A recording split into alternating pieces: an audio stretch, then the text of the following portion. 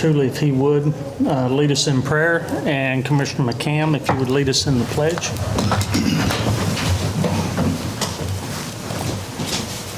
Let's pray.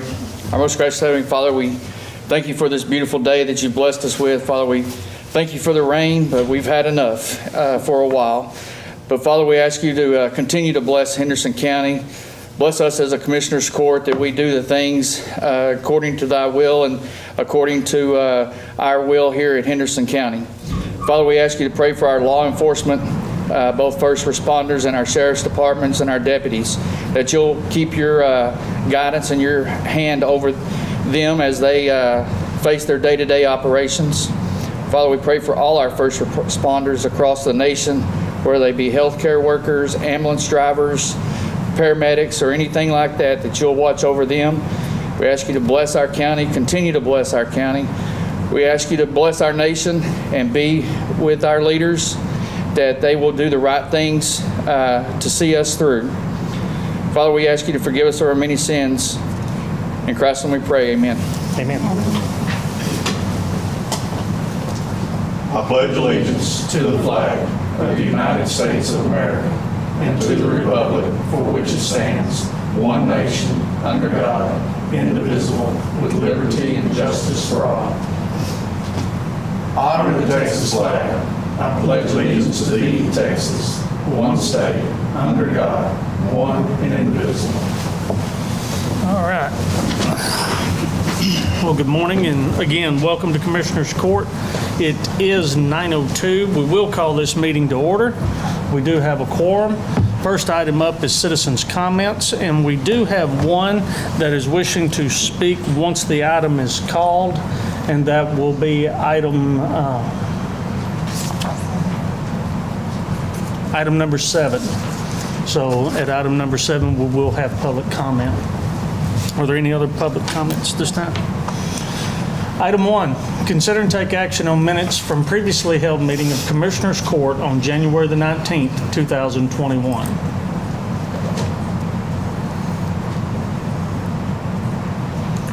Are there any additions, deletions to the minutes? Yes, Judge, I think there needs to be a correction maybe on the plats. I think the motion was made by Commissioner Richardson and seconded by Commissioner McCam on the Clayton Acres, lots 1 through 8. Okay. Check on that.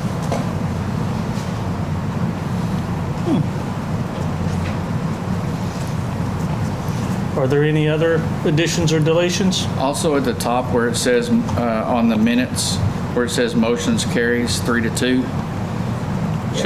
Should it be 3-0 and then Commissioner is? They abstained, didn't they? They abstain from voting. So that too represents them abstaining? It should, but you do bring up a good point. It should be passed 3-0 with 2 abstentions.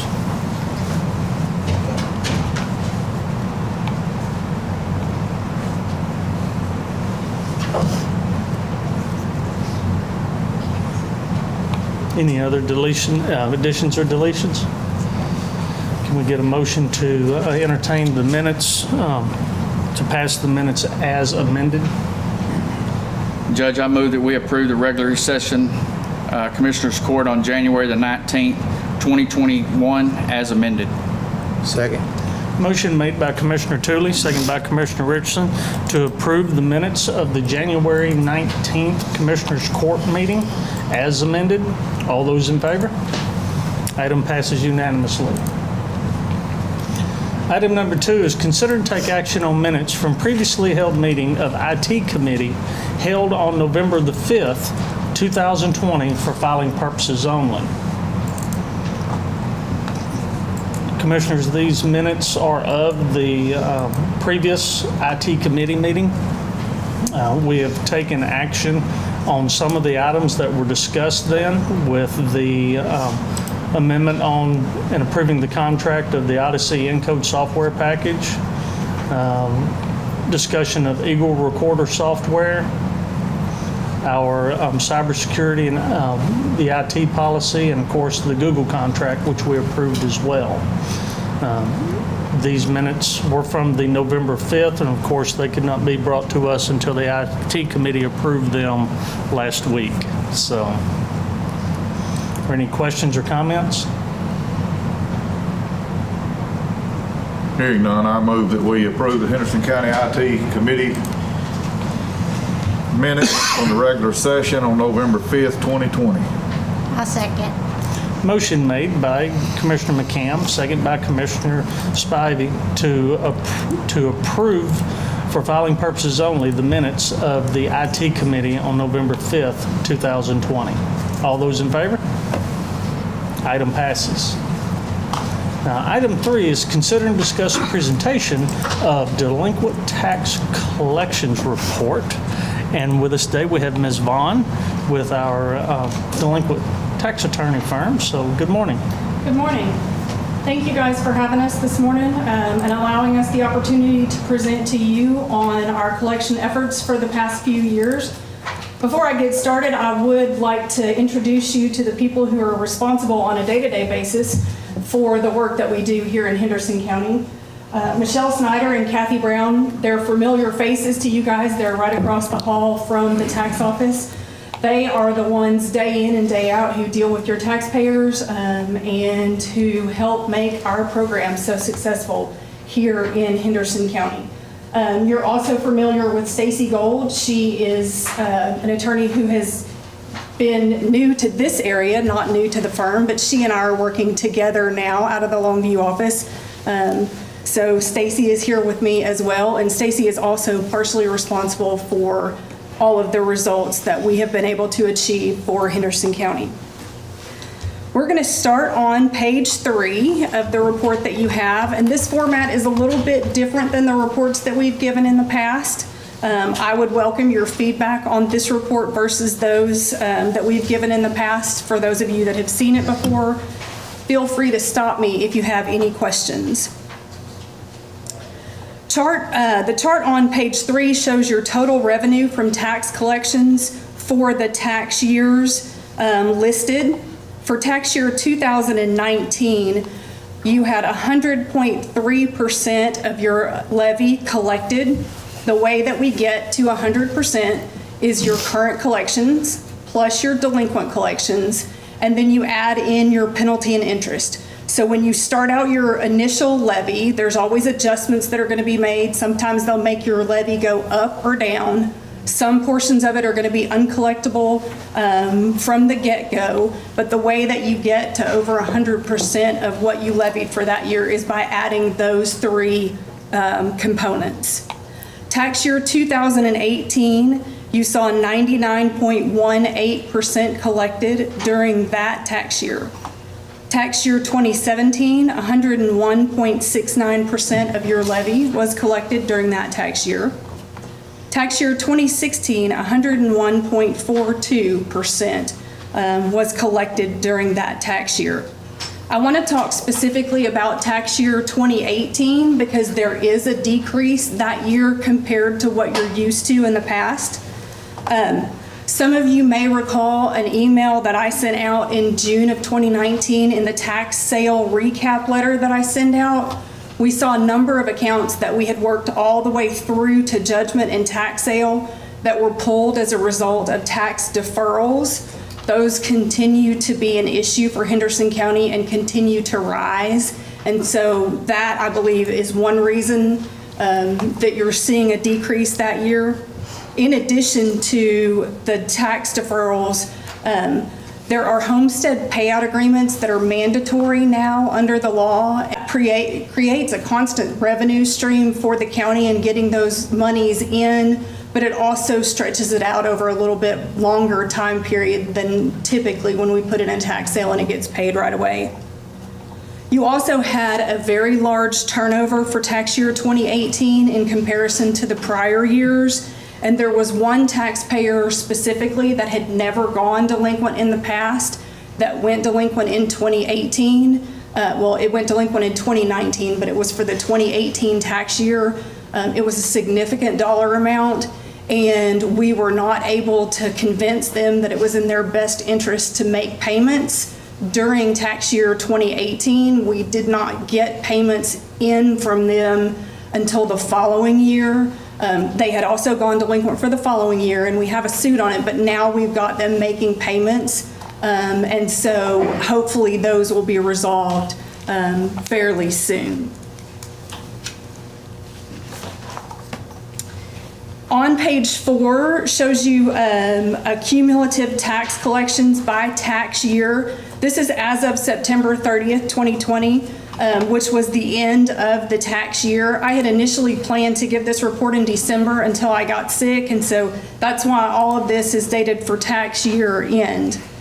For tax year 2019, 97.17% of what you initially levied had been collected as of September the 30th of 2020.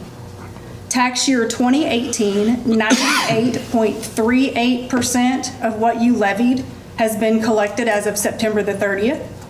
Tax year 2017, 99.01% of what you levied for that tax year has been collected. And tax year 2016, 99.22% of what you levied for that tax year has been collected as of September the 30th, 2020. On page 5, it deals specifically with delinquent tax collections. Your 2019 taxes, which were turned over to us on July the 1st of 2020, at the end of September, with 3 months worth of collection activity, we had collected 33.63% of what you had turned over to us. For tax year 2018, with 15 months of collection activity, we've collected 61.7% of what you turned over to us. Tax year 2017, we've collected 73.04% in 27 months of collection activity. And tax year 2016, 81.55% of what you turned over to us has been collected in 39 months. Again, looking at the chart on page 2, I talked about the turnover to us. You'll note there on page 5 that the turnover has increased fairly significantly from 2017 through 2019. 2017, you turned over just over $1 million to us. 2018, you turned over $1.2 million to us in July. And 2019, you turned over $1.3 million. So the amount that you're turning over does continue to increase. And that $1.3 million is the largest turnover since at least 2009. I don't have the information going back further than that. I probably do, but it would take a lot of digging. But that's the largest turnover since at least 2009. Pages 6 through 8 break down your delinquent tax roll by status and by tax year. So on page 6, it gives you the status of your 2019 taxes. Again, this is as of September the 30th. It breaks it down into categories: lawsuits and judgments, research in progress, bankruptcy, tax deferrals, uncollectible and unknown addresses. You'll see that the darker shades of gray talks about accounts that are specifically collectible right now and that we're working towards collection. In the lighter gray box, you have bankruptcy, tax deferral, uncollectible, and unknown address. Those are collectible for the most part at some point in the future, but right now they're not. They're either in bankruptcy and protected by the automatic stay, or they're protected by a tax deferral, either an over 65 tax deferral or a disability tax deferral. Under the uncollectible and unknown address, some of those are going to be personal property, including mobile homes that possibly left the jurisdiction before it was ever turned over to us. Because remember, your taxes are levied as of January the 1st of the tax year. The statements don't come out until October of that same year, and then they get turned over to us on July the 1st of the following year. So there's some of it that's going to be gone before it ever gets to us in July. Page 7, it gives you the status broken down into those same categories for tax year 2018. Page 8 is 2017 and 2016, again in those same categories. And I want to talk specifically, just to give you an example, about the 2016 tax year, how it's broken down. Your initial levy was $26.39 million. As of September 30th, there was 205,000 plus or minus a few dollars outstanding. If you look at the chart, again, the area that's collectible is the dark gray. You'll see that a portion of that is already under suit and judgment. A portion of it is designated as research in progress, which is where we're doing title work and trying to locate people. And then you'll see a pretty significant dollar figure that, again, is temporarily uncollectible. You have the bankruptcy portion, the tax deferrals, and then the uncollectible and unknown address.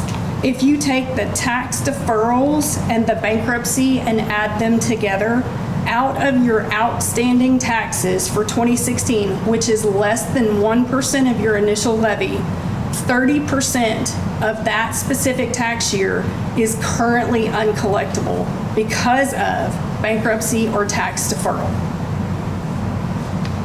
Would you mind restating that, given the fact that it's the 30% of what was turned over?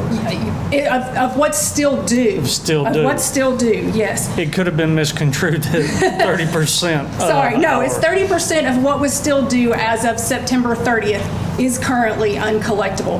When the tax deferral comes off, we can collect again. When the bankruptcy is discharged, we can collect again.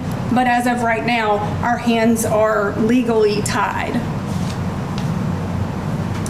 On page 9, you have two charts. The first one shows you a snapshot of your delinquent tax roll broken down into the same categories that we just talked about on pages 6 through 8.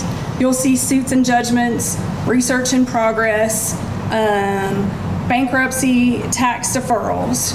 So one thing, we'll talk about that in the next chart, but when you talk about tax deferrals and bankruptcies, both of those have increased percentage-wise compared to where they were the last time I gave a report. Approximately 21.5% of your tax roll is currently uncollectible because of tax deferrals. You have hundreds of accounts that are covered by tax deferrals. And that impacts not only the way that we can collect, but it impacts the money that's currently receivable to the county. The chart on the bottom page breaks down your tax roll by tax year. You'll see that almost just over 46% of what is totally outstanding at the end of September to the county is 2018 and 2019 taxes. So if you think about the charts that we talked about before, once you get about 2 more years out, the majority of that is going to be collected.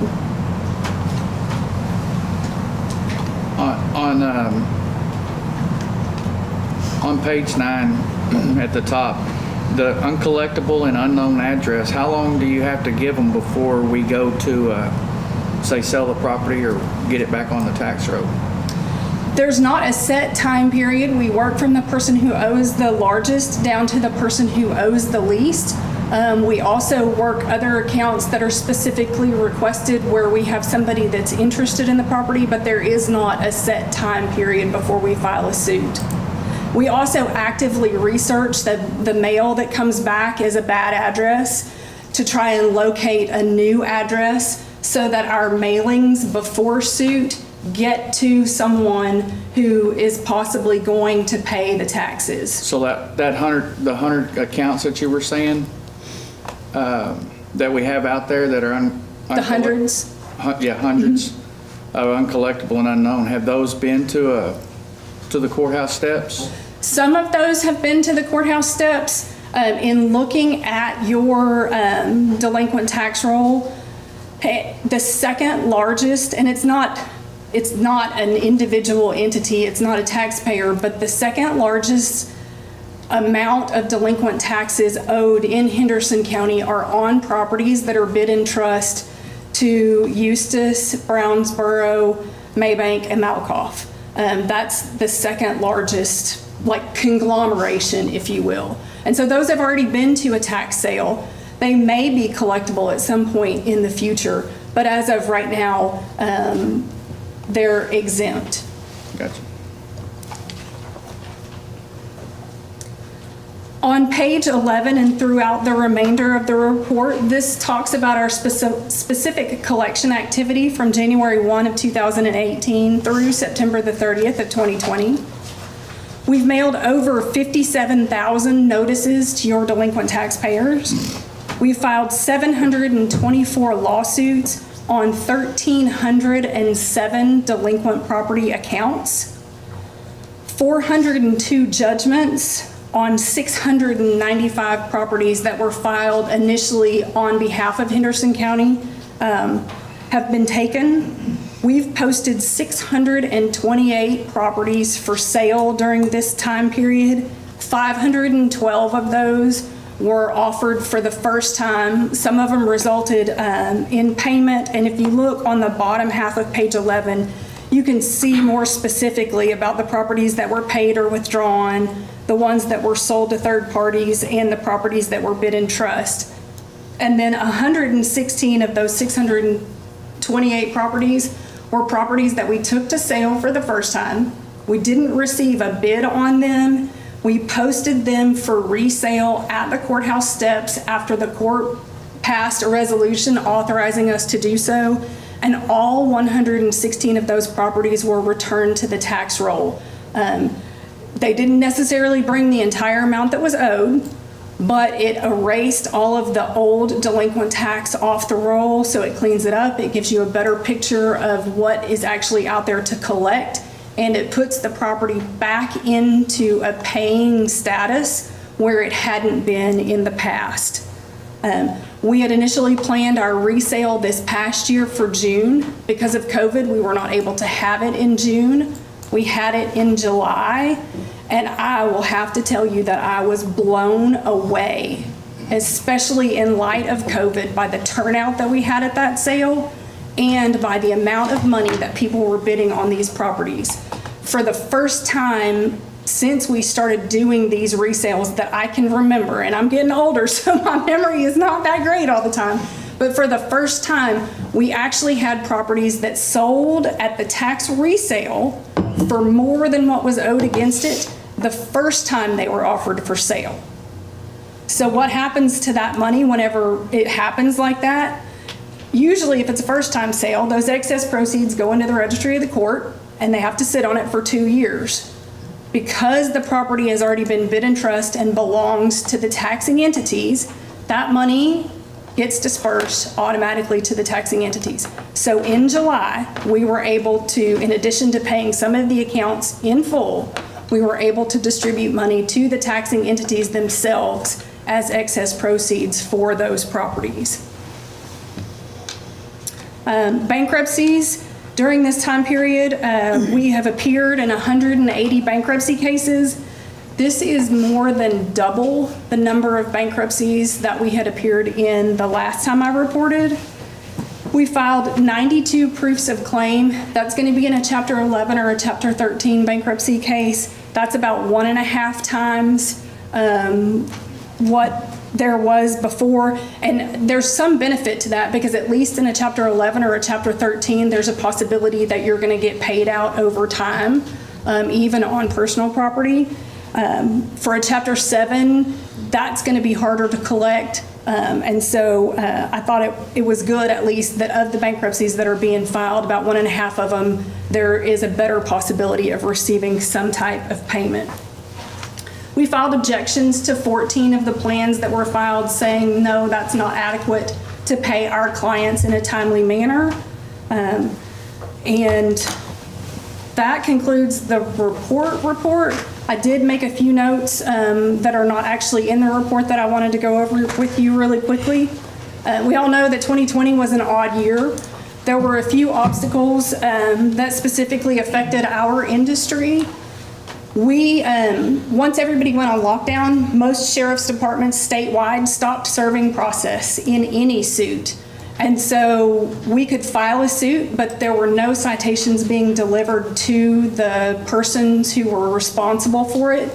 We worked on some alternative methods to make sure that they knew that a suit had been filed, but those necessarily aren't as successful as somebody actually physically getting served with a citation. All the sheriff's offices are serving citations again, and so that has resolved itself, but it will delay some of the cases that have been filed in their resolution because they weren't served right when the suit was filed. We were restricted travel-wise, and so I know you guys didn't see a lot of us, but thankfully, and especially now that Stacy and I have both had it, we're back and out, and so we're glad to be able to see you all more.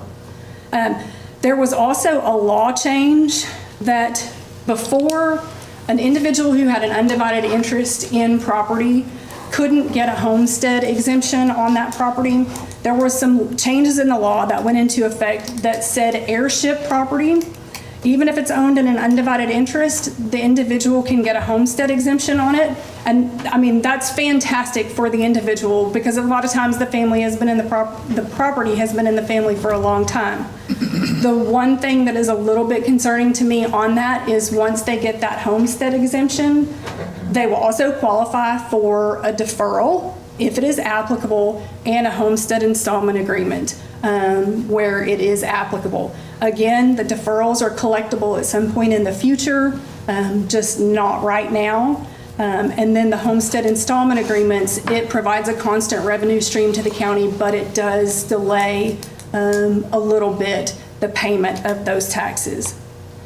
Some benefits that we found in 2020 is that by being in the office more, we were able to resolve some fairly difficult title accounts that had been outstanding for a number of years. With Stacy's background in complex title, we resolved one, and we're about to resolve another one that I've already lined up a purchaser for as soon as we can get it to tax sale. We've worked with the appraisal district very closely to resolve a number of accounts that were on the roll that possibly, that shouldn't have necessarily been on the roll for a specific tax year that they're delinquent.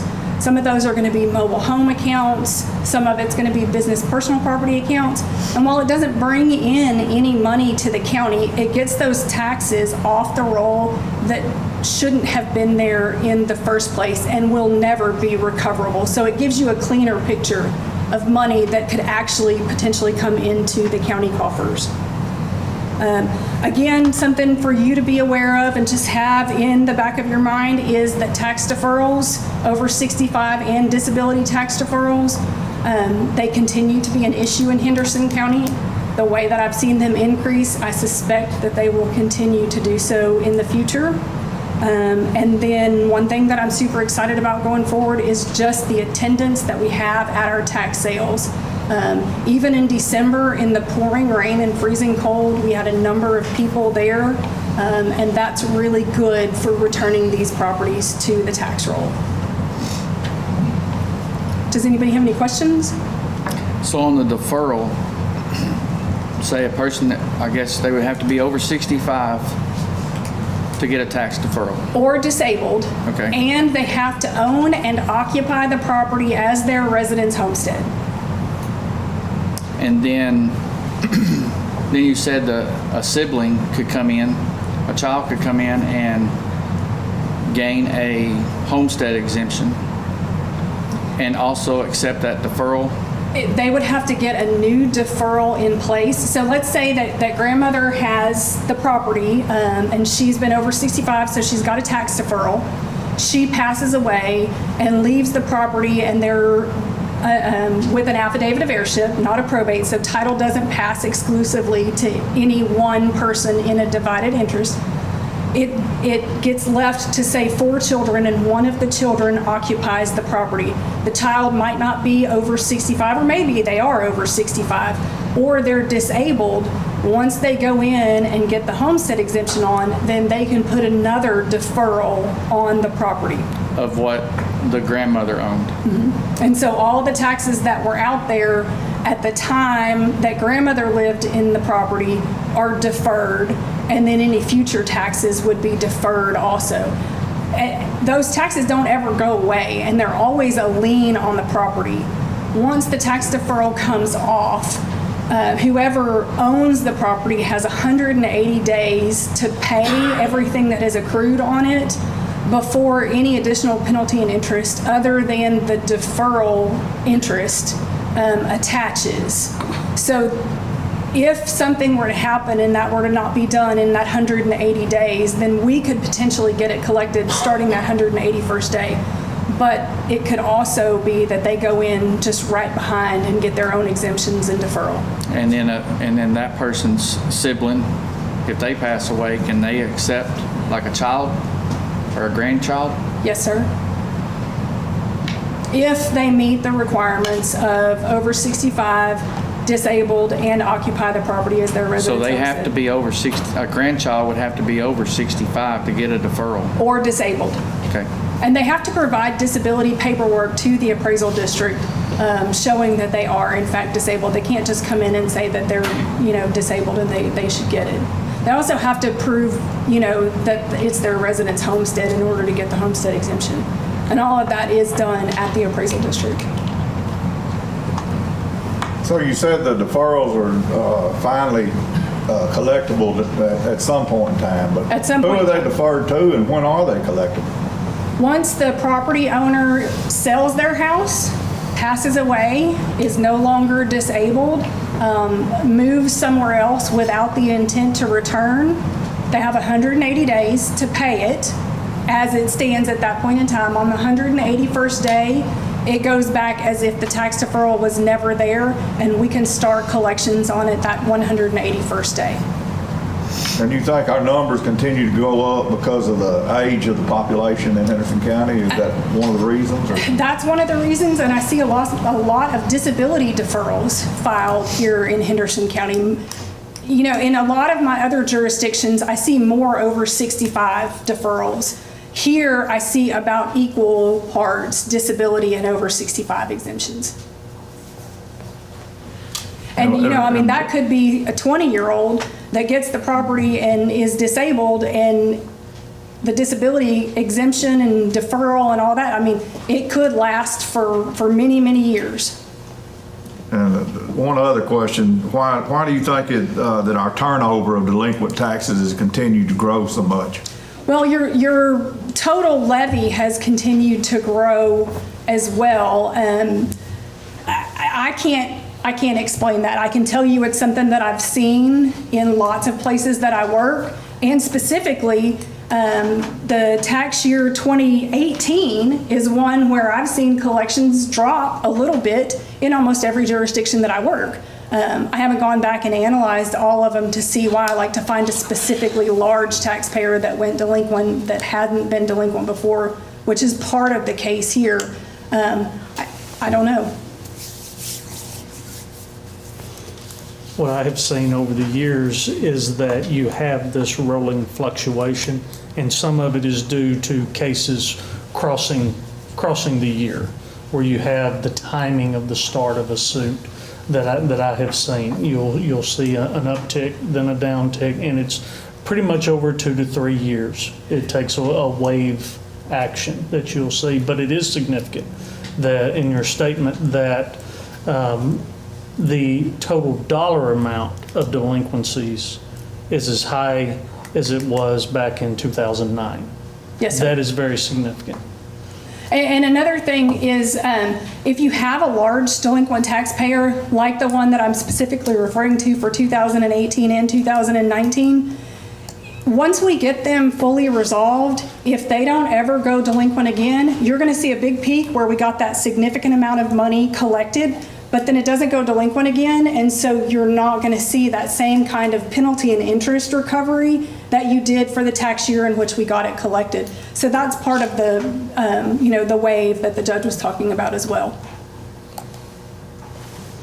Now, the tax deferrals, and this is for informational, the tax deferrals are sanctioned by the state of Texas. Yes, sir. And the state of Texas sets the definition of what is considered applicable, Yes, be sir. it the over 65 and the disability. Is that disability, do we know if it is strictly based upon the legislature, or are they tied to some federal index? Do we know? They have to provide their disability paperwork, their federal disability paperwork, in order, typically, that's all I've seen the appraisal districts accept in order to put those disability deferrals on there. They provide that same information in order to get a disability exemption to the appraisal district. Okay. I do know that if, for the members that have been through the budget process, if you'll look at when we are calculating how much revenue that comes in, Ms. Lee, when she is working that, you will see the area in the calculation that is called frozen portion of that, and that is where you see the actual dollar amount.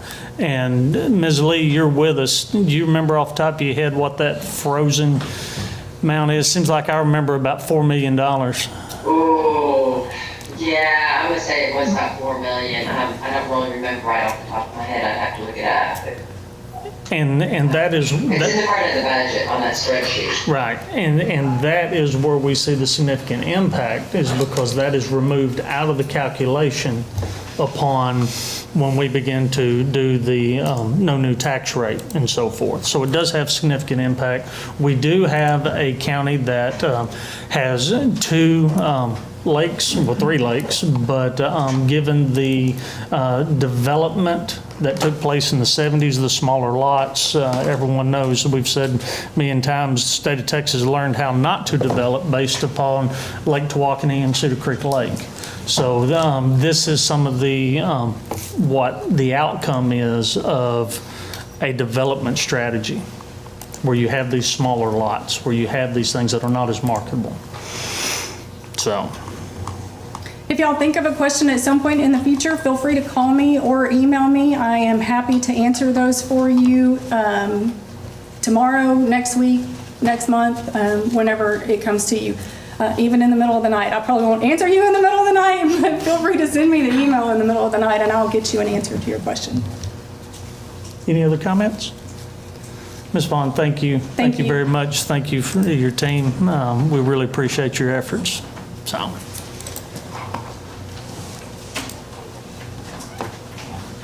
We'll move on now to item 4, which is consider and take action on agreement with the Henderson County Help Center and Child Advocacy Center for a dedicated crimes against children and sexual assault investigator to be officed at the Child Advocacy Center. Sheriff. Good morning, Court. The Help Center and Child Advocacy Center came to me and wanted to enter into a partnership. And basically what this is would be an investigator that would work for the sheriff's office, would be officed at the Help Center, and they will be there for all the interviews that go on, and they will be there to assist the smaller agencies throughout Henderson County with these types of crimes when there's a child there that's in need, and just say Malakoff, Caney City, Coffee City, they will be able to assist and go assist those agencies in investigating these crimes. And I think it'll be a win-win for everyone. It'll also take a load off of the sheriff's office, and because every time when there's a CAC on one of our cases, we want one of our investigators to be over there to watch it, and sometimes it's just not possible. Well, having an investigator there to watch it, to be there have firsthand knowledge, they'll be able to work hand in hand with the investigators at the sheriff's office. So we will always have a representative there. We work well with them in the past, and I think this is gonna be a good thing for Henderson County and the Help Center and the Child Advocacy Center. The money is already in the budget for 2021. It wasn't specified for this, but as y'all know, we had a school resource deputy in LaPointer. Well, LaPointer came to me and pulled the contract and said that they're not going to renew the contract because they're starting their own police department down there. So they're still going to have coverage. The deputy that was working for me basically retired from the county and is now working for La Pointe ISD, and he will be the police chief down there. So there's money already allotted. We could use that money because the help centers agreed to pay $50,000, and then the county would be responsible for the rest. And that's where we could get that money from, is what was set aside for La Pointe ISD. I know that I've had the opportunity to speak with our prosecutors about how important that firsthand at the time of the interview takes place, that we have someone available and the expertise that is involved in this particular area, that it is very important that we have someone available. Anyone speak to that? The DA's office has a Crimes Against Children prosecutor that's dedicated to being there at the very beginning. That's so vital at the very beginning when those children make the outcry, that we're all working together to support that child and make sure that the case is as good as it can be, so that we can seek justice and make sure that we protect our community from those predators. I think having an investigator there at the CAC interviews, having someone to work with those smaller agencies, is going to be a great benefit to our county and those children. Anyone from the Help Center like to speak? Oh, Sheila looks at me.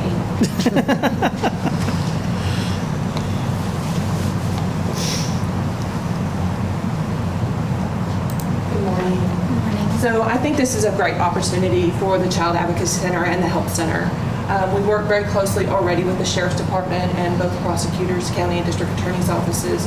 But to have that officer, that experienced child abuse officer, on scene with us or on site with us will make those cases go much more clearly and quickly, and not having to reach out to other entities that may not be able to attend. And so when that officer is there in the interview room watching that child give that outcry of abuse or neglect, he can immediately go and start writing that report, or helping those smaller agencies write those reports, get them to the DA's or county attorney's offices much more quickly, instead of waiting for an officer to show up and just get the report paperwork and then make a report.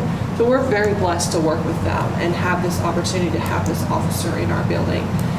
Last year we did 311 interviews of children of abuse and neglect. We have almost 50 cases waiting at the Sheriff's Department to move forward because there's such a backlog.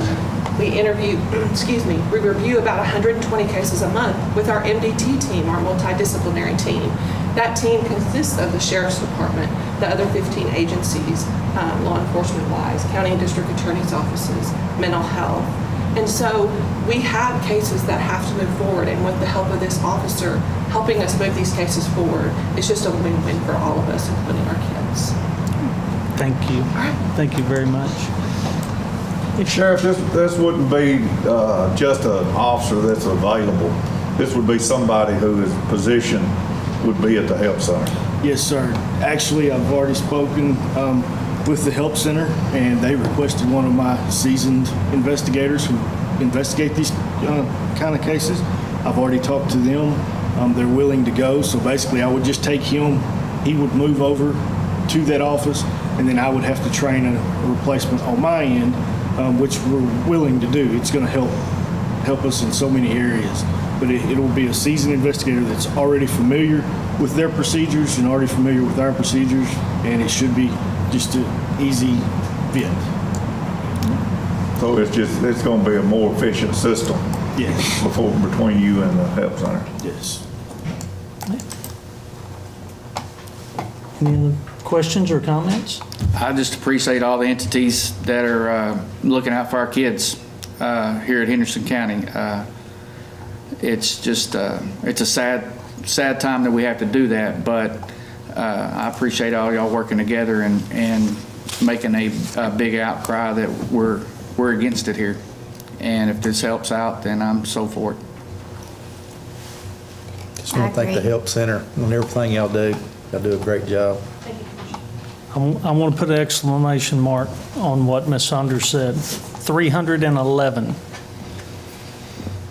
last year. 300, One a day. almost one a day. If that's not significant, I don't know what is. So, if there's no further comments, we'll entertain a motion. So moved. I'll second the motion. Motion made by Commissioner Tooley, second by Commissioner McCann to approve the agreement between the Henderson County Sheriff's Office and the Henderson County Child Advocacy Center for Crimes Against Children Investigator with the judge's authorization to sign. All those in favor of the motion? Item passes. Thank you all very much. Thank you, truly. Item 5, consider and take action to purchase 2 Dell monitors and 1 HP laptop for Justice of the Peace Precinct 5, not to exceed $1,100, and I believe this is from the JP Technology Fund? Yes, it is. Okay. For the newer members, Ms. Lee, if you would explain the JP Technology Fund? So this was a fund that was established probably more than 10 years ago through one of the legislative sessions. And essentially they collect a fee, and this fee can only be used to enhance the technology of the JP's offices. The court has been pretty lenient over the years on what that can be used for, and we found that we were depleting the funds rapidly and not really enhancing their technology. So probably about 5 years ago, the court was pretty strict on making sure this fund is used strictly for technology improvements. There is a significant amount of money in that fund right now, certainly enough to cover something like this. The JPs are finding, like most of us, that having 2 monitors kind of reduces printing and the waste of those type of products. And then the laptop will just help with COVID and a lot of people working at home. Questions for Ms. Lee? The only question I have is, are you think that all JPs are gonna, I know JP 5 covers schools and truancy and stuff like that, but are we gonna see the influx of other JPs needing the same thing? And they already have, several of them have already done this in the past few years. Okay. I don't think it's gonna be a sudden influx, because like I said, it has been growing the last few years with laptops and the dual monitors. One of the additional benefits of it is now, given the current COVID restrictions and the jail doing magistration electronically has really taken off here and has pretty much become the norm, and they all rotate on that list. So it's more or less a double. Check mark. Yeah, exactly. Any further comments? Entertain a motion. So moved. Second. Motion made by Commissioner Spivey, second by Commissioner Richardson, to approve the purchase of 2 Dell monitors and 1 HP laptop for Justice of the Peace Precinct 5 to be paid from the JP Technology Fund. All those in favor? Item passes. Item 6, consider and take action on the 2021 Rural Fire Protection Contract with local fire departments. And members, if you'll remember, each year we contract with the volunteer fire departments to provide rural fire protection. Not sure how many, 23, 22? 22 now. 22 fire departments that we contract with to provide that. And this is the annual contract that we're looking to get approved by the court. So, Fire Marshal? So I'm hoping that all of y'all have that there on your backup. You're going to see a cover letter, and then you're going to see the contract. The contract has not changed from last year other than the dates that it covers.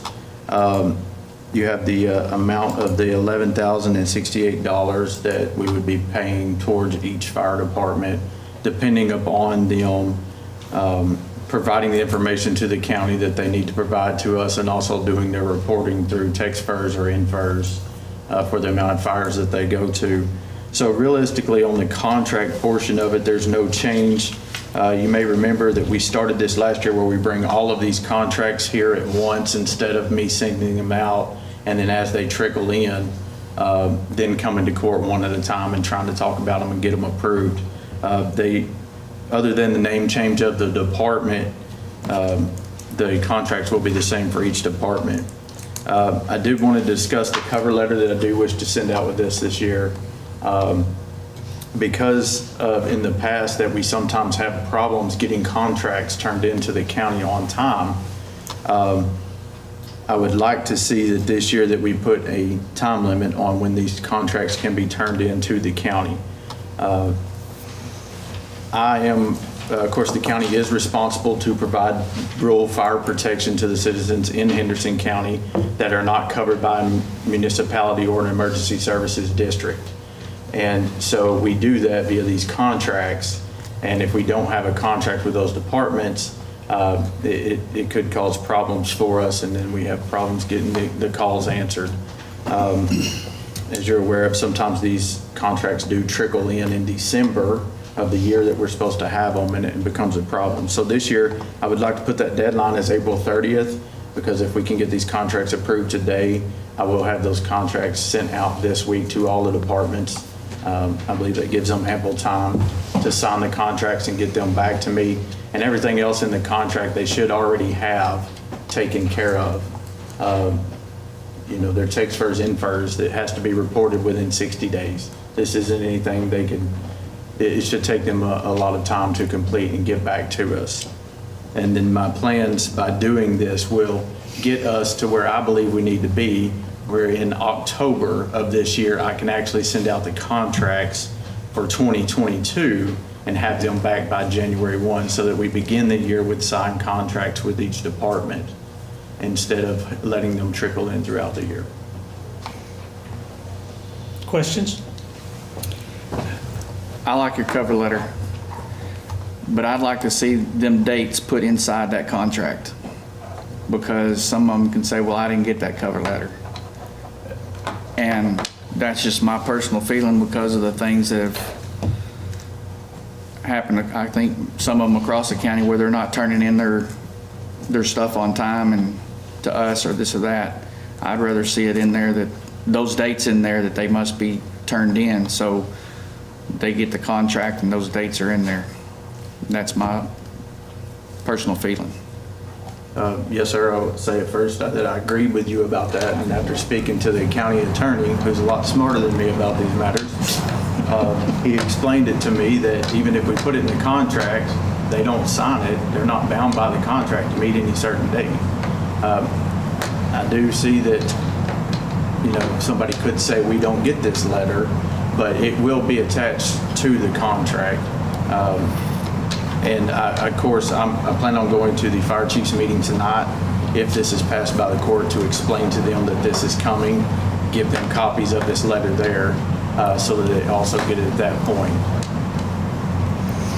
So let me ask you this, and this is maybe a clinical question.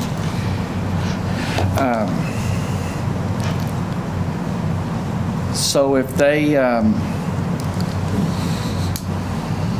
don't sign the contract and everything, who picks up those calls for that, would be picking up that call for that entity? Well, that responsibility falls on me to assign their area to another department. So as of April 30th? April 30th, they don't sign the contract. May 1st, you get a call, and I'm just going to use my area. Pain Springs doesn't sign the contract. May 1st, you get a call. Now you got to call Eustis or Gun Barrel to. Well, fortunately, your area in Pain Springs, I don't have to worry about that because it's all covered by an emergency service. Well, district. let me retract that. Okay. Long Cove. Okay, well, Long Cove isn't covered by Pain Springs. They're actually under contract with Trinidad Fire Department. Oh, they are now? Yes, sir. Okay, well, I didn't know that transfer. Yes. Well, let's do this. Tell me an area that this situation would fall in. Okay. Well, I don't worry about any of those areas. Let's Across the county, Let's just say pick there's a small portion in the Caney City area that Caney City Fire Department covers for us. I would immediately call the log cabin fire chief or the closest fire chief that we have a pending contract with, and tell them that I now need them to respond and start the process to change the CAD system so that if somebody calls 911, that information goes to them. Okay. I'm sorry, I didn't mean to give you the. No, that's fine. It's just- I didn't know that those things had happened, so. Yes, sir. They happen all of the time, and it's not something I'm not used to dealing with or working around, so we can make it work. I'm not worried about any coverage inside of Henderson County. with any of the fire departments. It does point out the complexity of actually having contracts with or for the rural fire protection. We have a patchwork of ESDs that by statute have the responsibility of fire protection of those areas once they are created. And since we are not completely covered by an ESD, but we do fund all of the fire departments that sign the contract for rural fire protection, it's a nuance. The reason you want to put the date in there is just to streamline it. I want Keep to- them from trickling in all year where they all come in at a certain point. Yes, sir. There's actually two reasons. That is the main reason. I want to streamline it and also want to have these contracts in hand signed before the year. The second reason is because of the monstrosity that we just completed in the hazard mitigation plan. We state that we have contracts with each fire department throughout the year. And if we put it in that mitigation plan, I'm going to make sure it happens. So that's another reason why we have to have these contracts. And that mitigation plan means a lot to the county. Yes, sir. Why? Okay. For the mitigation plan, it's our funding. It's our our reimbursement potential. It's our grants. Everything that we do, FEMA grants, or if we have disasters in the county and we don't have some type of action or mitigation action for that says we are aware of this problem and we are wanting to get money to fix it, or we're aware of it and maybe this is how we categorize it, we will not receive assistance from FEMA or anything for the citizens of Henderson County or for the county as a whole. Not to mention we're required to have it. So. I just wanted everybody to know why it was important. Yes, sir. It is. And I'm telling you, I didn't do it justice just explaining it right there. That is a very quick description of it. We send this letter out by certified mail, so we have a receipt that each fire department received it. If the court wishes me to do so, I can.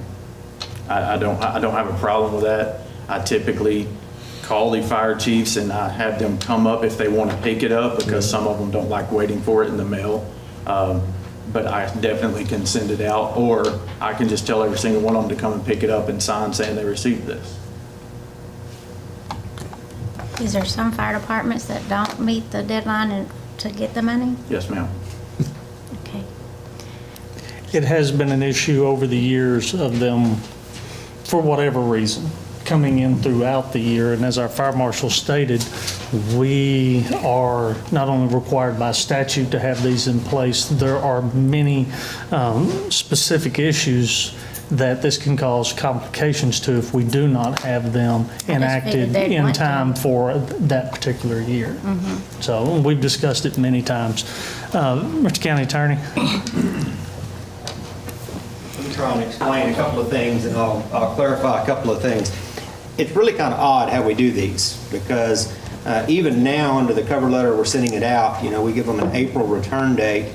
Well, it's a 2021 contract, so it's a contract for fire service. It's a fire service that covers 2021, that an entire quarter of 2021 will already be passed. And as Shane mentioned, there's years where they trickle in December. Well, 11 months of the year have passed. Not to bore you with some contract law detail, but in order to be a valid contract, you have to have adequate consideration. Unilateral agreements are not contracts, and one of the exceptions to valid consideration is past performance. Valid consideration is not something that I've already performed, because it doesn't obligate me in any way to the agreement. So I think you've got some real issues there. And as far as adding the language to the contract, it's not really a term or condition of the contract. What we're asking for is a prerequisite that you must comply with in order for us to enter into a contract. It's a deadline for you to get this back to us. What I did mention to Shane, and what I wanted to come up here and really point out to you, is if you really wanted to do that, there is a way we can do it. One, you're going to have to move the deadline, which I think personally from a legal standpoint should be moved to before the start of the year anyway. Shane mentioned November 1st or into November or December 31st. I don't care what that date is, but to me, the ideal way to do this is by 2022, if we're contracting for fire service for 2022, really we should have those contracts in hand by December 31st of this year. So if you wanted to, you could actually put in your contract that in order to contract for a future year, you must have the contract back to us for the future year by whatever that date is. Then it becomes a valid term or valid provision of the contract. But you're going to have a year gap in there before you could really start that type of term or provision. Would it not be, since it is, you've given the basis of the contract law, but given the fact it being a quote-unquote change in policy of Commissioners Court of how they handle them, so that it would give some credence to the cover letter that in our motion we approve the contract form and set a date for return, and then as we renew these coming into 2022, we make those changes to the contract then and have that December 31st. And let's move our deadline back to where we try to get them on track, the ESDs and the fire departments on track to where they're returning these before the end of the year this year. Now, again, this first year, they're going to be doing them before April and then have to turn right around and do another one in 6 months. So, there may be a little bit of a learning curve for them, but that's probably what we need to do, is try and get that deadline moved back before the start of the year. That would be my recommendation. Okay. So. Okay.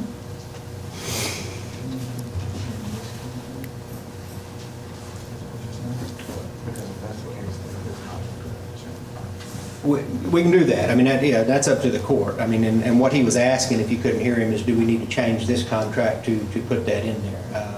That's a consideration for you guys. We could go into this contract and somewhere in the contract put in there that they are agreeing that they will return the 2022 contract to us by whatever date you put in there. Does everybody follow that? Mm-hmm. Yeah. So it's a term of this contract that they're going to have their 2022 or all subsequent years in to us by whatever date you want to set this year. And it becomes the continual process, the norm from Well, then it would be there. a contract. Right. Yeah. You said you would have them December 31st, but we want a deadline before then, so maybe we can approve them on the first quarter of the year. Probably so. Yeah, and when I'm saying we need them by December, I mean, already approved by December. Approved and ready to go to Yeah, court. sorry. Right. You want to add that to it and then bring this back, or do you have to have it Well, today? our clock is already ticking, is why I suggested that we pass the one we have in front of us with in the motion, a deadline for return. Mm-hmm. And then when we do the rewrite of the contract for our approval to be sent out October 1, we then add that verbiage in. And I'm not a fire marshal, but what I gather is sometimes too much change with respect to dealing with these fire departments gets problematic, and that's probably a reasonable approach is, let's start chipping away at that deadline. Let's get the deadline moved back first to where it should be, and then probably for the following year, we can look at redoing the contract for 2023 to try to add in some language in here to where it's actually in the contract that they actually sign and have that, hey, for years going forward, we've got to have these back. Otherwise, and I think it needs to be specific. Shane had mentioned, reassigning their fire service. We don't have you under contract by the end of the year for fire service in your area. We're going to reassign that. I think that needs to be laid out in the agreement, and so that's another reason why we may not want to make that change. That's a pretty significant consequence if you're a volunteer fire department. Mm-hmm. And you run the risk of having your entire service area reassigned. We've been through that before, and it's not a clean or easy process. So that's probably another good reason not to try and add it to this one, in my thoughts. But again, you could if you wanted to. Okay. Any other questions or comments? Someone will grapple with a motion? There's only 2 words, so moved, and you figured it out. Is that your motion? If it is. Second. Motion made by Commissioner Tooley and seconded by Commissioner Richardson to approve the 2021 rural fire protection contracts and set a April 30th deadline for return with the judge's authorization to sign. Mr. County Attorney, does that sound good to you? And then was there something in there that we were gonna, in that motion, we was gonna do for the end of the year? Would you say like That'd be the contract date? when we do the new contract. Do the new contract? Yeah. So moved. Nope. Okay. Second. Motion made by Commissioner Tooley, seconded by Commissioner Richardson. All those in favor of the motion previously stated. Item passes unanimously. Thank you for everyone's patience. Item number 7, consider and take action to set a public hearing for manufactured home, mobile home, tiny home, and RV rental communities. And it is at this time that we did have an individual sign up to speak at this time. And please forgive me, Cheryl Zweibel? All right, please come forward, ma'am. And if you would, state your name and your address for the record. And once you've done that, you have 3 minutes. Cheryl Zweibel, 10635 FM 607 North, Brownsboro, Texas 75756. And I want to begin by saying, so far, I really like what you have done regarding the manufactured tiny home properties. The only thing that I've been concerned with is, and this is based on my observation living right next door to one, is safety issues, and those safety issues being for the community surrounding the area, as well as the tenants that are coming in to the rental properties. Of course, those of us who have lived in this area for years, we all know each other, kind of look out for each other, whatever. So for us, we've got new people coming in that we may not know, that are unfamiliar, that are often in those environments, transient. They're coming in for a while and they're going out. So that's some of our concern. But I've also noticed a reason to be concerned about the tenants themselves that are in this area, particularly the young children. We've had some experience with trespassing. That has improved since we've put up signs, but the children often don't know better. And so they're bringing in this influx of about 20 homes right next to a farm. And for the most part, we keep our animals well contained, and we're all good. But if anyone ever wanders over, gets into a fence, out of curiosity, a young person goes to see the goats, they may not know to grab the goat's ear and tell the goat no, and they may get butted and hurt. We have occasion where, though we really work to keep our animals contained, the pony may get out. We have some issues here. So my concern is that there be a border built around these mobile home areas for the protection of both the community as well as the tenants and the young children that are coming into those communities.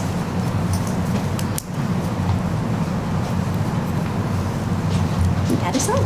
All right, well, thank you, ma'am, very much.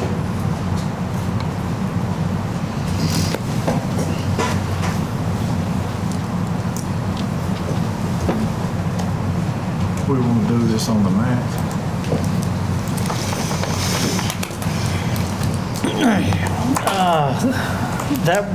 Thank you very much, ma'am, for your comments. And of course, what we're here at this point is to set a date for public hearing for the comments. And we will not be having court next week due to conference and receiving continuing education. So the 9th, the 16th, I believe is it a 2-week minimum? Off the top of my head, I don't think there is a minimum on this one. I just think it says we have to have it set a public hearing. Okay. Well, on the 9th is the first available day. Now, we do have some others set for the 9th as well. I believe at 9:20, Precinct 2 has a road, but there's nothing. This could be lengthy, depending on the individuals coming out. You want to set it? I'd like to get it set as quick as possible. Okay. We can do the 9th at 9:25, and that will allow us to build in any time that we need for it. Comments? I move to set the public hearing for February the 9th at 9:20 a.m., 9:30 a.m. Can we go 9:25? I'll change my motion to Sorry, 9:25 a.m. 9:25, there we go. Second. Motion made by Commissioner McCam, second by Commissioner Tooley to set a public hearing for manufactured home, mobile home, tiny home, and RV rental communities developments for February the 9th at 9:25 a.m. Any further comments? All those in favor of the motion? Item passes. Yes, sir. Judge, if I might, I was in the final stages of updating it. I had actually, Tyler and I were exchanging emails this morning. I had sent him back what I thought was the final version of it, and he emailed back and forth and said I forgot to attach the attachment. So I will do that as soon as I get back over there and get that final version. But I wanted to announce that publicly, in case you guys get asked or we have anybody that wants to actually see the proposed policy. I will have it hopefully by lunchtime or by the end of today. If you get anybody that asks for it, I'll email it to you guys, and then you're welcome also just to refer them to me, and we'll be glad to give that to anybody in the public that wants to see a copy of those regulations. Okay. Thank you. Item number 8, consider and take action to accept reimbursement from the City of Caney City for $1,031.91 for material used on the interlocal agreement between Caney City and Henderson County Precinct 1. Commissioner? Yes, Court. This last year, we did an interlocal agreement with Caney City, and when we went to get the materials, they didn't have an account set up with TextBit. So we had already planned that day to do the work, so we went ahead and paid for it, and this is just a reimbursement check for the materials for the interlocal agreement. Questions for the Commissioner? Hearing none, entertain a motion. I'd like to make this motion to accept the reimbursement from the City of Caney City for $1,031.91 for material used in an interlocal agreement. Second. Motion made by Commissioner Spivey, second by Commissioner Tooley to approve the reimbursement of $1,031.91 from Caney City for material used in the interlocal agreement. All those in favor? Item passes. Item 9, consider and take action to fill an unexpired term on the Henderson County Fair Park Board. And in the back up here, Commissioner Spivey, I believe Yes. you requested this. Yes, I had a member from Precinct 1 that has served many years, Mr. Ron Welch, and he has decided not to be on the board anymore. And we looked a while and found someone that wanted to serve, and I went to their board meeting last week, and they all were very pleased with Miss Turner. Miss Christy Turner wanted to fill the board, and everybody was all in for it. So I was going to bring her up today and see if we could get her on there for a 2-year term, or is it to finish his 1 year? 1 year. He has 1 year left. Right, it'll be, January 31 of 2022. Questions for the Commissioner? Hearing none, entertain a motion. I'd like to make a motion to appoint a new member to fill an expired term on the Henderson County Fair Park Board. Miss Christy Turner. Second. Motion made by Commissioner Spivey, second by Commissioner Richardson to appoint Ms. Christy Turner to fulfill the term of Ron Welch on the Henderson County Regional Park Board, a term to expire January 31, 2022. All those in favor? Item passes. Item number 10, consider and take action on approval for donation of spoil materials from IPL Partners to Henderson County Road and Bridge Departments. Commissioner Richardson. Yes, I talked with IPL Partners. They're doing the Tarrant Regional water line, doing the bores under our farm market roads at this time. And they're going to have extra spoil materials. That's dirt that the pipe takes up under the bore that's going to be left over. And I went and looked at some of the dirt, and we're able to use it on some of the front slopes in our roads. And they have written a letter saying that it is available for all precincts to use if necessary for this contract they have right now with Tarrant Regional. And they have a representative here today, Charles, if he'd like to speak on it, and if you want to give any more information on it. So I'm Charles Cameron, I'm the construction manager for the PL19 Tech Dock project. As I say, Commissioner Richardson was out at one of our sites. It's the FM 753 tunnel site. So it's an 84-inch pipe going under the road. It's a 110-inch tunnel, so it displaces quite a lot of soil. That particular tunnel is 220 feet long. As I say, the IPL partners are more than willing to donate that material to Henderson County for whatever use you have. I think they had some requirements in their letter, just won't verify the quality of the material. It is as it is as it comes out the ground. And I think they will load any trucks that you have, but Henderson County will provide the trucks and the drivers and be responsible for the haul off. So we've got 10 tunnel locations throughout Henderson County, and I've also got about a mile of pipe as well. So there'll be quite a significant amount of spoil material available. Questions? Is it you that will contact if we need to set up a time to come? Yeah, certainly. Contact Mark has got my Commissioner Richardson has my contact details. So anytime they want to come out, we just need to give the contractor a couple of days notice, just so they can have equipment there primed and have the staff ready to kind of help load any of those trucks. So yeah, all the correspondence will just come through myself. Okay, thank you. And we know as they go across the county, there'll be all different kinds of material, from clay to sand to probably iron ore. Yeah. What's listed here are actually the tunnel projects. Yes, that's the first tunnel projects they have there, that on the tunnel projects, because the open cut will be, 3 years from now, basically? Yeah, so there's potentially 30 miles of pipeline that's going in. This one's just the first of several projects that we'll do. There'll be an open cut pipeline that'll kind of join all the dots of these tunnel crossings, and then there's a couple of other longer tunnel crossings as well that we're currently in design.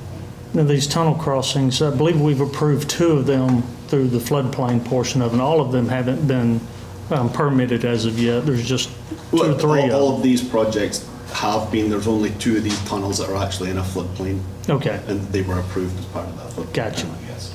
Okay. Which 2 are those? Do you know off the top of your head? Oh, now you're asking. That's okay. That's okay. It's 2588 is one of them, and the other one is, I want to see.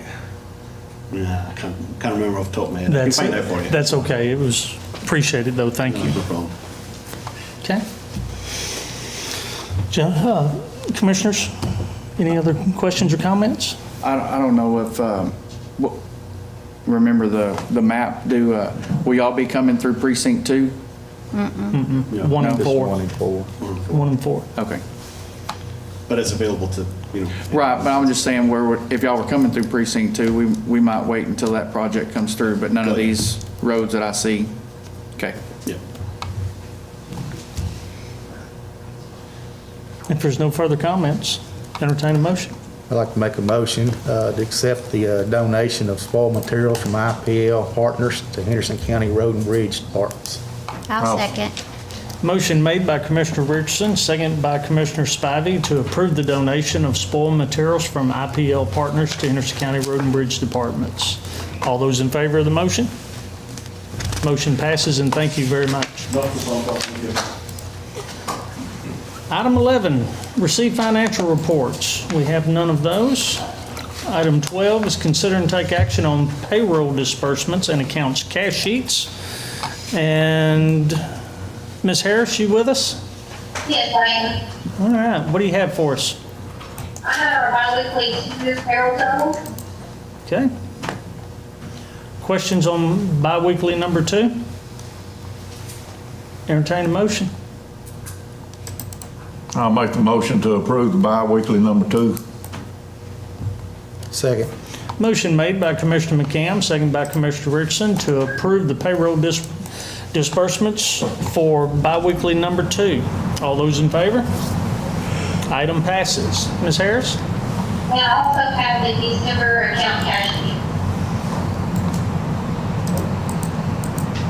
Questions concerning the accounts cash sheet?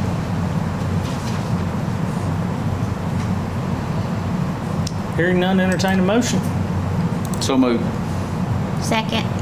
Motion made by Commissioner Tooley, second by Commissioner Spivey, to approve the accounts cash sheet for period ending December of 2020. All those in favor? Item passes. Thank you, Ms. Harris. Thank you. Item 13 is consider and take action on submitted contracts, and we have one today that is for the Eagle Recorder software. Is that correct? If you remember in the IT minutes, we were discussing this in November, and then at our last IT meeting, we discussed it as well. And actually, the IT committee has given blessing or of recommendation to the court that we move forward.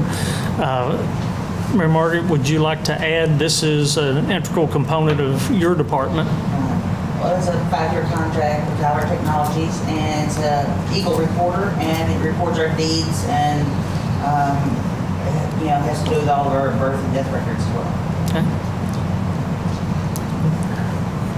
Our IT director, Mr. Josh Brock, this is a software as a service continuing in that direction of the industry where we're not actually housing hardware on site, so forth.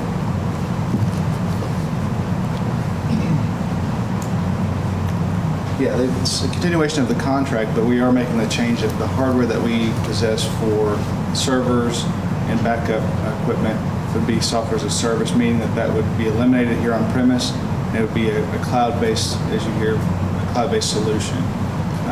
That would also eliminate us having to refresh that hardware, which of course they build into the cost of that software as a service, and licensing. So any software that's licensed, say SQL Server, which is a pretty pricey piece of software, we don't have to purchase that, or it's not built in the lease. They actually absorb that price. It's somewhere in there, but we don't have to worry about making sure that we're up to date at that point. They maintain their hardware. This is our first upgrade in how many years? First upgrade, as far as the server is concerned? Is this product. We originally went under contract in 2009. It's been about 10 years. Right. And in that 10 years, we've had a refresh on that hardware twice. Okay. Under that lease agreement, I believe. Okay. This past one was a 6-year contract that we had with them. And then this one was a 5-year. So, yes. Okay. So 11, sorry. Yeah. Okay. It does have some added capabilities as far as meetings. It does handle as we discussed, brand registration.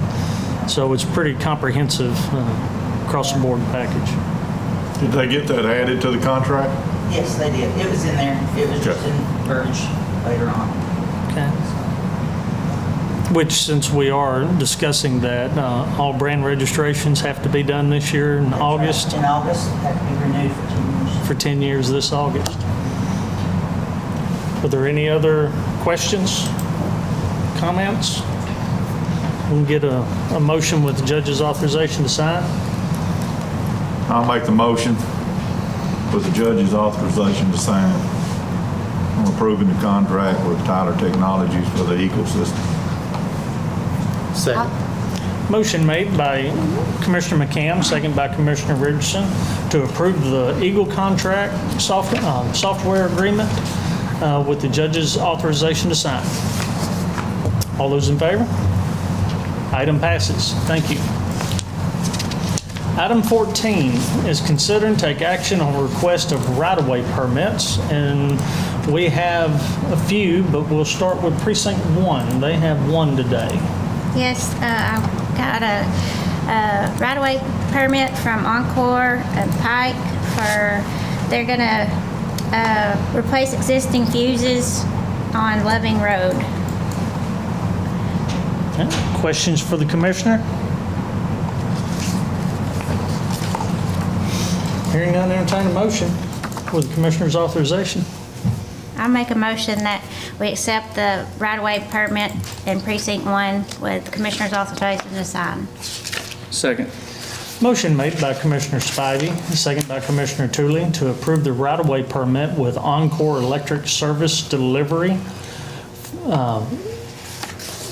at the location of Loving Road with the Commissioner's authorization to sign.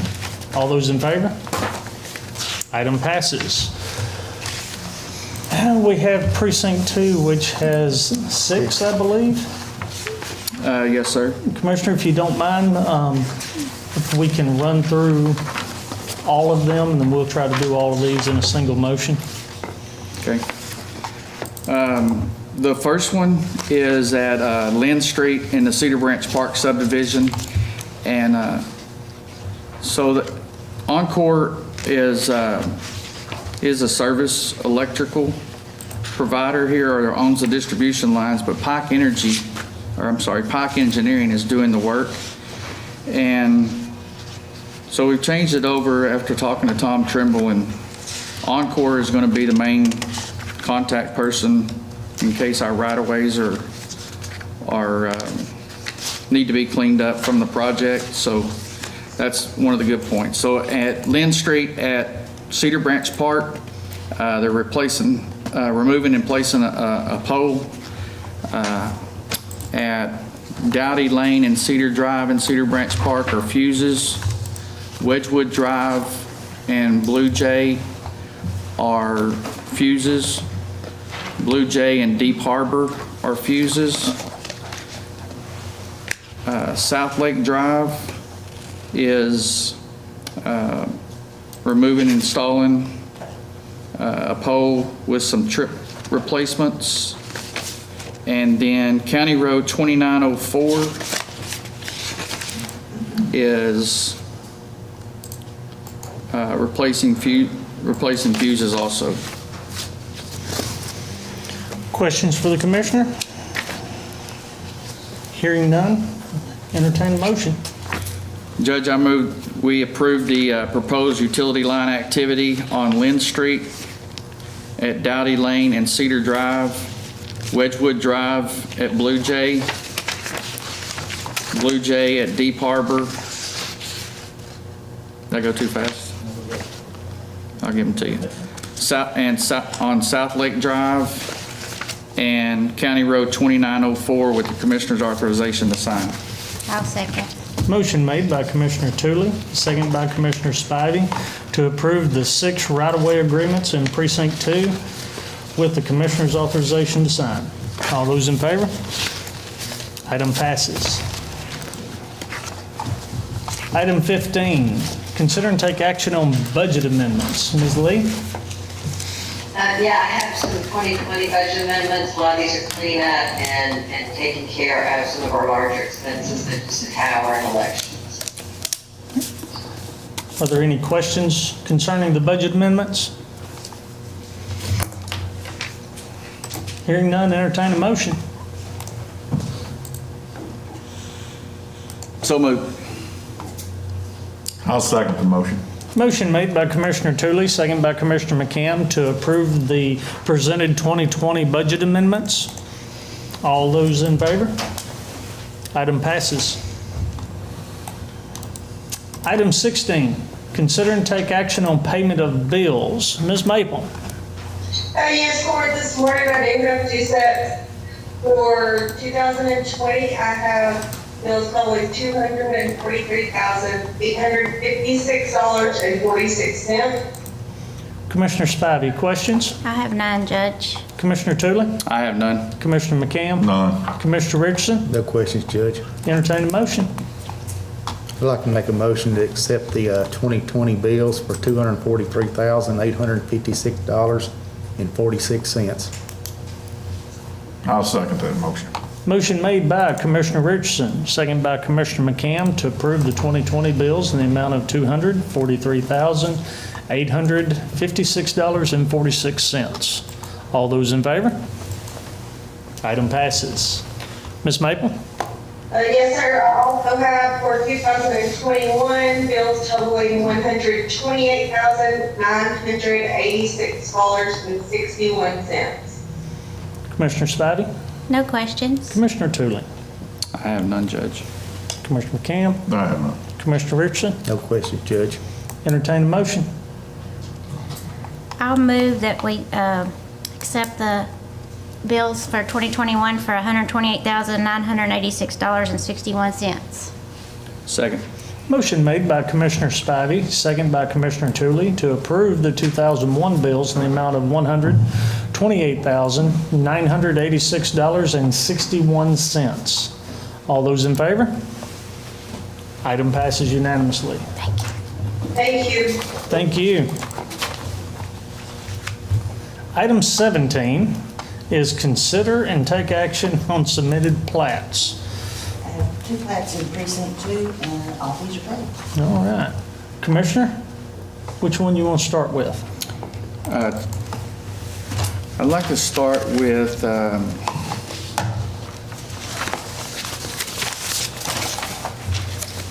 Pinnacle Club replat on Phase 1, Section B.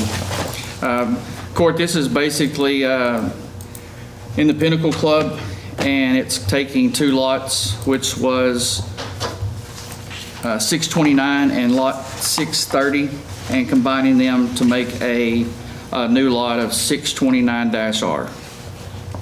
Questions for the commissioner? Entertain a motion. Judge, I move we approve the final replat for Pinnacle Club Phase 1, Section B of Lot 629 and 630, creating Lot 629-R for filing purposes only. I'll second. Motion made by Commissioner Tootley, second by Commissioner Spivey, to approve the final replat of Phase 1, Section B, creating lot number 629-R for filing purposes only. All those in favor of the motion? Item passes. Commissioner.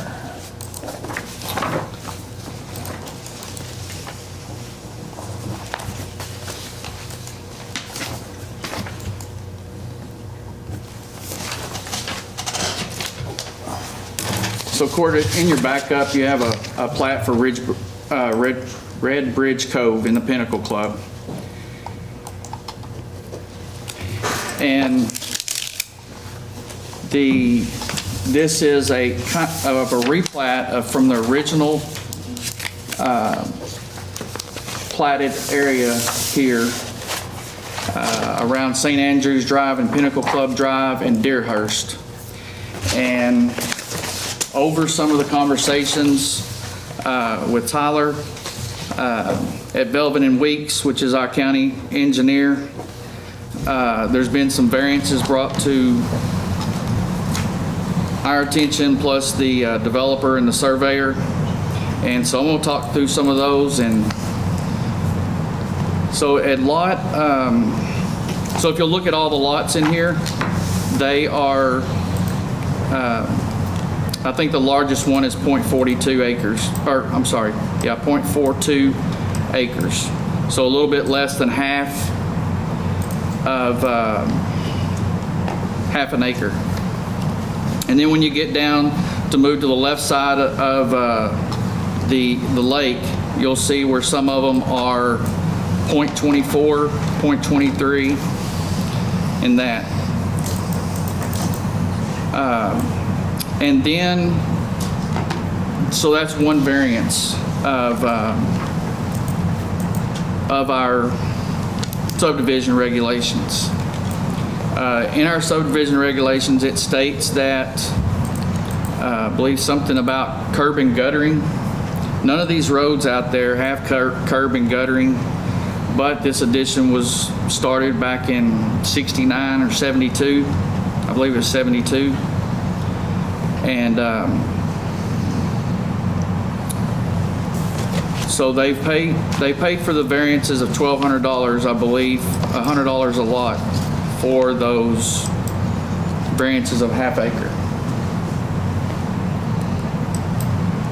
Does that include the variance for the curb and guttering is included in that variance that we have on there, right?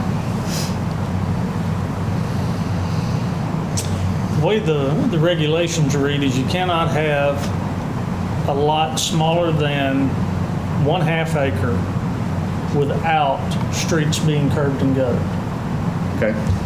is how the subdivision regs read.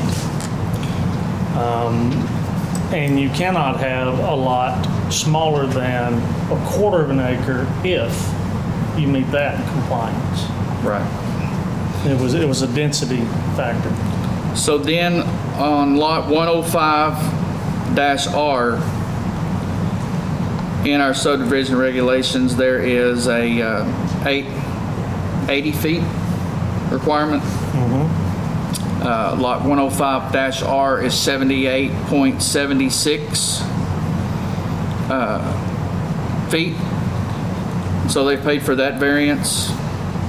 And then the 3 lots of 104R, 104R2, and 105-R, because those do not meet the 1/4 acre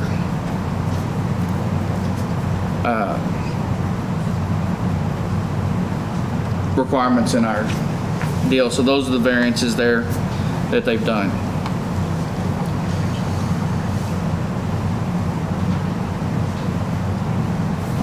What about the cul-de-sac requirement for They say that this Deerhurst Lane? They say that Deerhurst Lane is going to go down and is what I was told to cut all the way through. Across the golf course? Whatever that trail that was on the overhead that we looked at.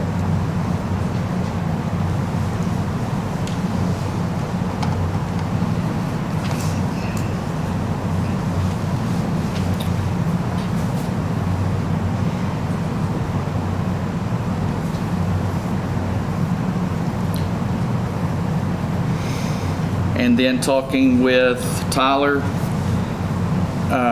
at 104-R on the north side of that lot, that has the lot line of 103-R and 4-R. You'll see a 6-foot utility easement, a 10-foot building line, and a 12-foot drainage easement. And the drainage easement does not allow you to build in a drainage easement, so there was already a concrete flume there that was originated from the prior plat.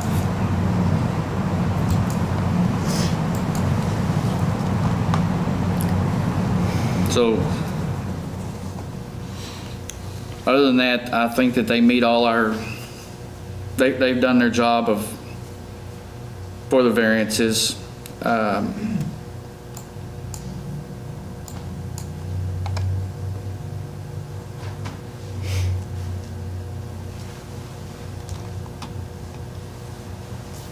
Anything further? And all signatures are there and all fees are paid. Questions for the commissioner?